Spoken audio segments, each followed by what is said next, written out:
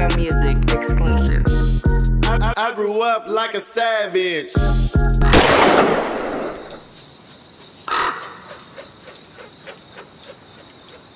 I'm gonna beat us. They let them know. I'm gonna put hands on him. I'm trying my best, and they're all right. We're gonna give him one more shot. But this is happening because I'm at work. At work, not because I'm neglecting my kids. Exactly. So you say just as an explanation, up in the projects, but middle class, right? Upper middle class, right? So, that's saying basically you could be in the projects, but you could walk in my house and it could look like this. Oh yeah, it was nice. Our house was nice. Right. So yeah. But what was your mom able to like was your what you got or allowance, was it based on your grades, or could you just ask for shit? I just asked for shit. Mom spoiled. Yeah, I was spoiled. I was one of them ones where a lot of dudes, like my brother, I was spoiled. My brother and them wasn't. I was the first child, so I was the oldest out of as far as my mom kids. So, like she'd go to Emporiums and Montgomery Wards and charge that on a charge card, but she giving me money to go to Kaplan's or Hardputs. Okay. I'm going to get the Reptile Adidas top 10s and. And I'm putting it up like that. The fresh suede Pumas and black Adidas and tobaccos or whatever. You know what I mean? Stan Smith's, like I was able to get all that the D-boys and then was wearing. If I wanted the Argyle sweater and some slacks or whatever with the tobacco, moms would go get it for me. She'd do whatever she got to do to. I was getting whatever. You know what I mean? And a lot of dudes wasn't like that. They moms, first day of school, I couldn't wait to be fresh. You know what I mean? That was like the thing. First day of school, man, I'm popping out with these reptiles on. Like, hold on, man. Hey, as you say that, right? As you was explaining the fits, right? I'm imagining some fits from that time that was cold that you would catch a young in, right? Like you'll wear a silk shirt, the silk T-shirt, right? Yeah. Like you'll be dressed like damn near like Jerome. Right, exactly. Like you have on some cross cords, some corduroys, some kind of Bally's or some kind of Lee Cospertise or something. Oh, see, now you talking about in that dope era when I got to that real, that's that late 80s and shit, going into the Lee Cospertise and the Elises and all that, and the Diodoras and all that. But even the casuals looking style, like when I look at Jerome, like this having a velour suit with short sleeves is like, it was like some cold shit. Yeah. In them straight leg corduroys, Argyle sweater on with the collar popping out. You might have on a Daniel Boone hat or something to the side, man, with your gazelles on or something. Yeah. It's crazy because the uniform was like, took pride in being soft. Hey, for real. Took pride in that, man. Took pride in that shit. Yeah, shit. But that D-boy era is when that's when I was buying my own shit. Your own shit. With the Bally's. I was going, we was the first ones going out to Eastmont Mall because a lot of Frisco dudes didn't really, sometimes might sneak out there, but us on Harbor, me, JJ, DeWine, we was the first motherfuckers going to Granny Goo-Goo's, coming back with the turf hats. We brought that shit to Frisco with the 415 with the fingers on the side, going to Oxford Street, Fifth Ave and shit, the troops and, all the triple fat gooses and all that shit. Like, we brought a lot of that shit to Frisco. You know what I mean? Coming through there with the, the Bally's with the black male jeans and all that. Black male, a cold company too, man. I be trying to look them up and find them. And you couldn't wait to wear that shit to a concert something. Huh? Couldn't wait. Couldn't wait to wear that shit. Yeah. But in high school, like when you could you remember, like when you first got in the D game, how so you see motherfuckers getting money on the block, right? And I read you say man, I'm selling weed with these niggas. Yeah, he was my nigga Quindell, man. That's how I started fucking selling dope. I was playing with the weed a little bit, and I seen that nigga getting his money. His bankroll was different. Right. I ain't gonna lie, we was hating on him a little, like, Quindell, you gonna go to jail, watch your ass gonna get caught up. And we talking all that shit. But he up there hanging with the OGs and like getting his money, and the money was coming fast. We sitting around taking turns getting that slow money off these motherfucking Bammer bags and the pillow sacks we got. And I'm like, oh nah, hell no, I got to switch up, man. That first when I got my first quarter ounce and went, the way that shit went like that, I was. So you started with a quarter ounce. Yeah, I started off with a quarter ounce. What year is this? This was probably like 87. So you ain't about no. Was niggas selling double ups in '87 yet? Nah, we was rocking our own shit in '87. You had to actually go. You went and got a beaker. I mean, you had to go get the shaker bottles at the record yeah. shop and use B. We was using B12 and shit at the time. We wasn't even like baking soda. Yeah, that shit was swelling up. Yeah, yeah, the B12. That shit was doing it a rock buff. at a time. Motherfuckers was rocking up a rock at a time back. But you then, know what it's I mean? crazy because like I talked to Lil D, I talked to a lot of people, and we talk about it. The closest depiction I ever seen, because I'm seeing this shit. The closest I ever seen was Snowfall. Right. I don't know how they always show Paid in Full and what they was doing on the East Coast. So I'm talking about the closest to what I seen was, of course, because they getting and doing the same shit at the same time. And they was coming up this way, Franklin and them. They showed it too, coming up here. And so everybody know how they dropped it here, right? So like Miami was cocaine. Right. West Coast was crack. Crack. You know what I'm saying? Right. Crack took this shit to a whole nother level. Whole nother level, bro. So like you bought a quarter ounce and you had to cook it. Yeah. And so nobody is using a Pyrex or no shit like that. They was, but I wasn't in them circles at the time. I'm a little nigga starting off, got to do it on my own. But once I started really getting money, you know what I mean? It probably was into 86. 87, I bought my Skylark. So I was having money down there in 87. It probably was like 86 going into 87. Because it was probably 86 going into 87. I was doing it on my own. I got fronted by this dude who wasn't from my neighborhood.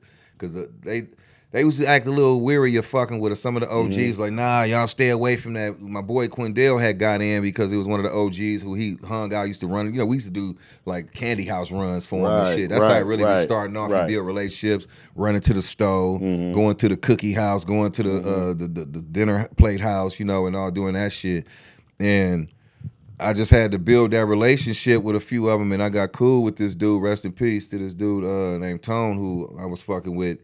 And he fronted me a quarter ounce, and I paid him back twice. And he wasn't from my neighborhood, so I paid him back twice, and then I kept that shit once he gave in front of me a half ounce. Right. You know what I mean? Because then I'm hearing the other OG like, oh, you fucking with him? Like, man, he a sucker. We used to go to school with him. So I'm looking at her like, nigga, this nigga a sucker? I'm like, man, I'm keeping this shit. You ran off on the plug early. I ran off on, I ain't gonna lie. On the plug, I need to come pull it up in that little 6'5" Mustang. Look like, hey, man, y'all seen Chris around? Niggas like, nah, nigga, he ain't you around behind here. the building like, that nigga gone? Exactly. Fuck that nigga, man. Exactly. Tell that nigga I don't live out here no more. Tell that nigga I'm for real. And from then, I ducked him for a month or two or whatever, but I got my bread up.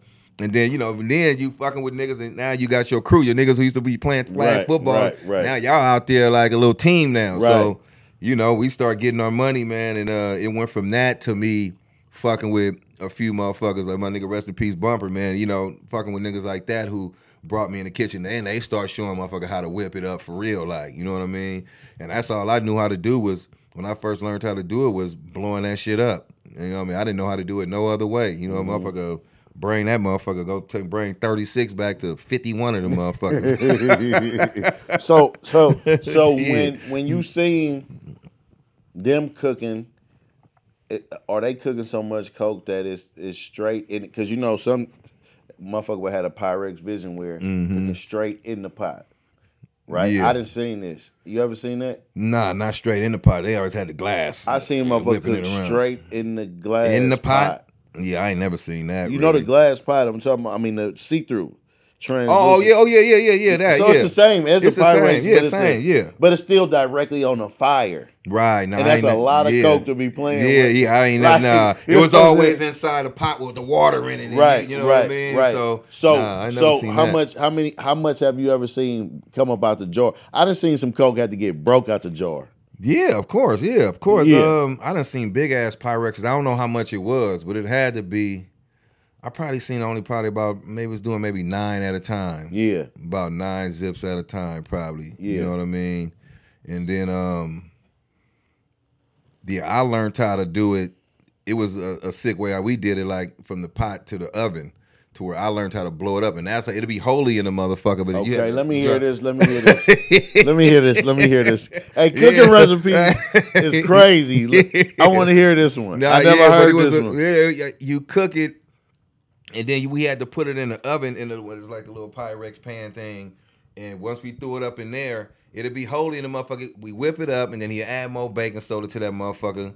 You keep on adding the baking soda, and then you pour it inside the little Pyrex little. So you pouring it in there with the water? You pouring everything? Yeah. You pour it up in there, and then you put it in, hit it in the oven for a minute. I get it now. It'll come back right. It's like baking it. You know what I mean? And then once we pull it out, then if it's kind of holy, then we drop it in the water to seal them holes up a little bit. Because sometimes you'll pop it open and it'd be that hollow. It'd be hollow. I know what you're talking and about. it'd have little baking soda, like little pockets of it. Yeah. You can scrape that shit out. Yeah, I know. So, but you be up to about 51 of them motherfuckers when you wear. So you just keep hitting that motherfucker and this is after you done probably took a zip or two out too. Yeah. You know, this straight off the brick. You taking that shit out just for your extracurricular activities you might do if you powdering your nose or something. And, and then, you know, you still getting 50 back and you drop it in till you get about like maybe 45. So you'll lose maybe 5 or 6 dropping that motherfucker back in the water. Right. But that's how I learned how to do it, was just blowing up. I didn't know how. I never really did it the regular way. I always went to the dude.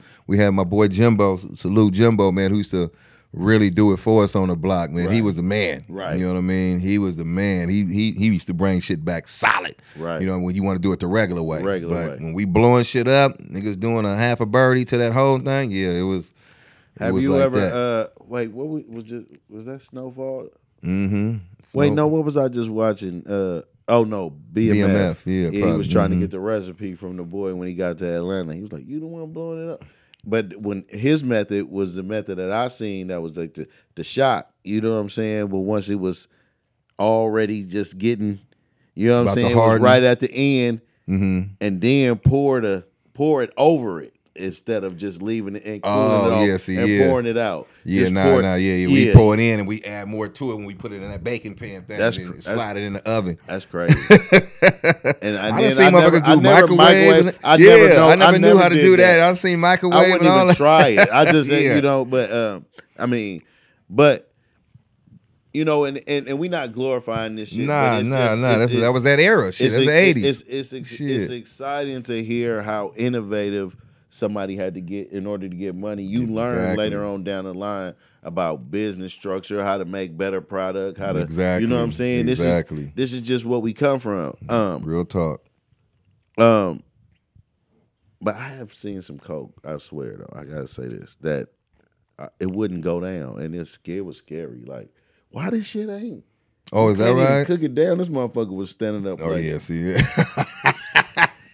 I refuse. Like, what the fuck is this? Yeah, ain't like no, it was good too. Like, damn, that's crazy. It's just like a blessing from the coke guys. Hey, right. You know what I'm saying? Something's up with this plant. You know what I mean? Hey, I was blessed to be around the dudes I was around. Some oranges kept good is shit. pink in the inside, and they call them caracaras. I love them.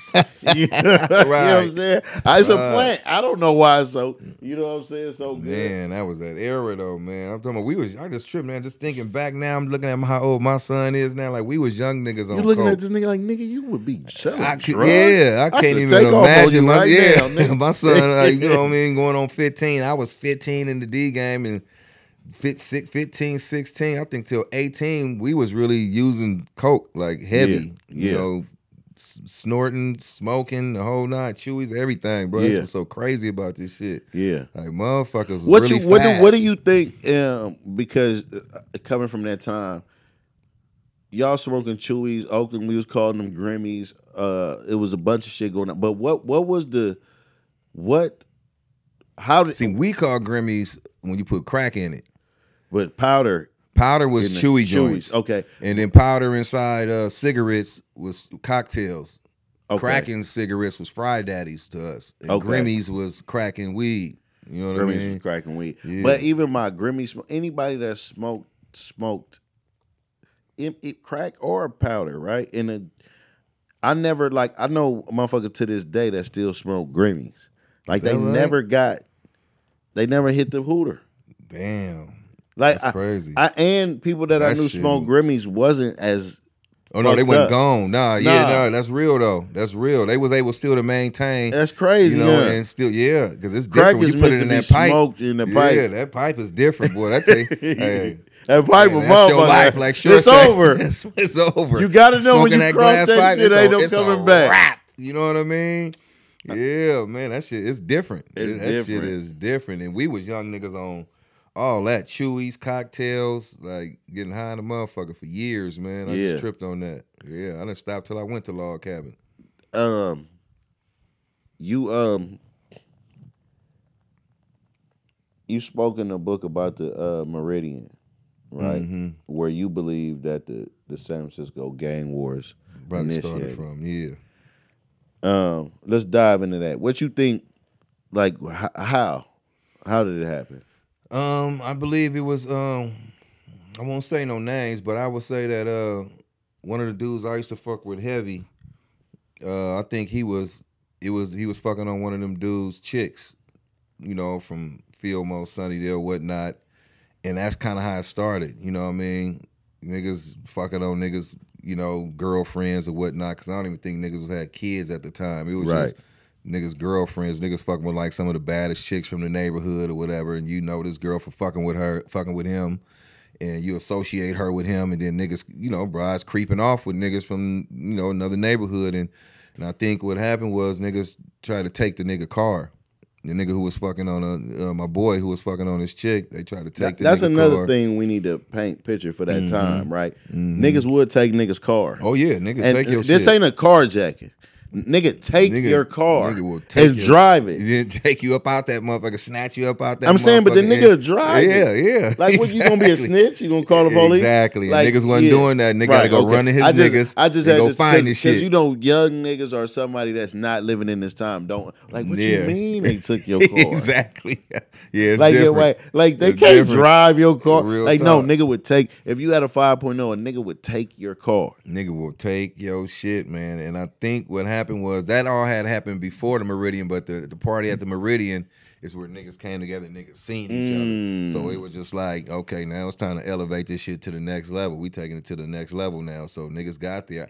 I didn't even make it in. I was outside, and by the time we got there, you just seen niggas running out, and it was just ruckus. You know what I mean? I didn't really find out till the next day. Niggas was like, yeah, bro, we got up in there, and them niggas was up in there, and niggas got to throwing chairs, and niggas got to fighting. It was a Royal Rumble up in that motherfucker, and, you know, niggas got on, bro, and, you know, after that, it was on. It was just on site. Every time you see you down at Kaplan somewhere, you slipping at the little motherfucking arcade downtown on Market, niggas catching you leaking, you is on. Right. And then even with like Sunnydale, I can't really remember. It was just a bunch of shit that built up to that, because a lot of dudes from Sunnydale either used to live in Hunters Point or we used to live over there. So we just start bumping heads Because too. y'all over time. shit got remodeled. Yeah, so a lot of people had, you know, got relocated, Yeah. either, you know, moved to probably like Alamany, North Beach projects, some probably Knickknack and Fillmore, but a few of us went over there to Sunnydale. You know what I mean? And yeah, I was one of the ones who went to Sunnydale. That was it was horrible for me over there for a minute. I mean, I met some good friends over there who I'm still cool with to this day. We still tight. But yeah, I had some real enemies over there. Sunnydale was who I really had the problem with. I never really, I mean, I funked with Fillmore, but it wasn't as serious as it was for Sunnydale with me, because I guess because of the relationship of me knowing being you know, used to live over there and whatnot. Right. But yeah, all that shit kind of really started over probably females. The Sunnydale beef just kind of happened out of nowhere. It just was a bunch of incidents. Motherfuckers at Castle Lane, the bowling alley over by Sunnydale. Shit just get to popping off, and all of a sudden it's a fight now. You know, motherfucker. But it usually, what's so crazy is it used to be just motherfuckers fighting until one motherfucker just pull out a gun, one motherfucker get shot, and all of a sudden now it's drive-bys. And I kind of blame that shit on Colors. Because when Colors came out, we kind of was like... What theater was you at when you went to see it? We was in Tanforan out there. Did they at start shooting? UA, United Artists, whatever that, I think it used to be United Artists? It was, I forgot what it was, but it was in Tanforan for sure. And we came up out of there thinking we was Bloods and Crips like a motherfucker. We couldn't wait to see them niggas. I'm talking about You that. know why ignited that's the shit. important? And I asked everybody, because in Oakland they start shooting, I think, in the Eastmont Theater, Eastmont Mall Theater. And the reason why, and that was happening across the U.S., right?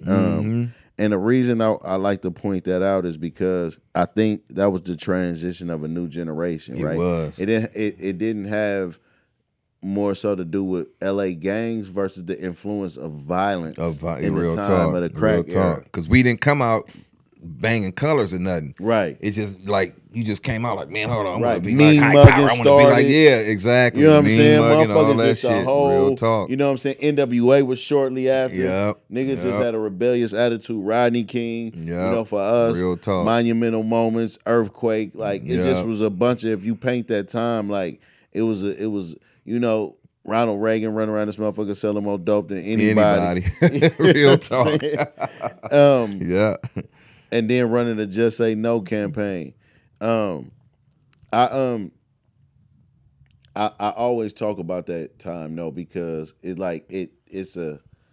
it really shows where we ended up, you know, because even all the movies that followed, they were a lot based in LA, but they showed, as far as California, but they showed like where we were as far as, you know, motherfuckers like, you from California? Oh, no, you niggas be doing drive-bys. Exactly. Motherfucker never heard of it, like a drive-by. Like, you mean to tell me you hang out the window and shoot everybody? Right. Like, Yeah. like, you know what I'm saying? Yeah. You niggas got fully automatic weapons, like, you Right. know what I'm saying? Probably supplied by the government. Yep. You know what I'm saying? Yep. Real talk. When you in the book talking about the day you got shot, and explaining how warm of a day it was, for people that don't know, we talking about San Francisco, we talking about Hunters Point, you know, we talking about, you say 90 degrees, maybe. Yeah, it was a hot day. Yeah, it was hot. Yeah, 90 out there, 88. We having water fights, Yeah, motherfuckers out it's there. acting a shirts off. fool. You Yeah. acting a fool. You We get bringing out anywhere the over cars. 85, Yeah. especially in the 90s. You get 90, man. You bringing out the whips. I mean, all the females out on 3rd Street. You know, that's like our Crenshaw damn near. You know what I mean? Where everybody hanging out. And yeah, that day the Sunnydale dudes came through, and you know, we all out there. They 3 cars deep in the whole 9. You know, rolling up and down 3rd, and yeah, them dudes. I give them you know, shit credit. Them motherfuckers jumped out, and we out there deep. But the one thing about we'll get credits for Sunnydale, them dudes was like a smaller turf than Fillmore and Hunters Point. But them motherfuckers stuck together though, man. Them motherfuckers they was solid. I give it to them. Them motherfuckers was like the movie 300, man. They be small, but they be together. Them motherfuckers together, they was handling their business. But yeah, they jumped out that day. Royal Rumble took place, the whole 9, and yeah, man, you know, motherfuckers, after all that shit transpired, everybody came up to our neighborhood, you know, and motherfuckers start sitting around talking about what they did. And you see, I did this, and I grabbed that nigga, I woo-woo, you know, everybody talking. And we out there strapped up. We knew they was coming back. And we sitting out there talking the whole 9. We got motherfuckers on the roofs. You know, we got the Samoans up at the top looking out for us. We all at the bottom. We out there about maybe 40, 30. It was hell of us out there. We was about 40 deep or something. And yeah, we running our mouth and talking. All I heard was car screeching. I turned to look right into it, dude. I hanging out this passenger side. Like you say, they like that color shit, drive by. Yeah. Boom, boom, boom, boom. And I looked right into it and hit me and went blind instantly. And I'm just Stay on blue. I'm just trying to stay racked up like you. Put an 8 in a 1 and do magic. Tryna stretch hair on like elastic. Eco-friendly drug dealer, I don't waste no plastic. Use all 4 corners of that baggie. All I ever wanted was a bankroll. So I pull up on Champ before the bank close. Say no to stank hoes and stank clothes. No paramedic pimpin', nigga, we don't save hoes. Yeah, rest in peace to Lil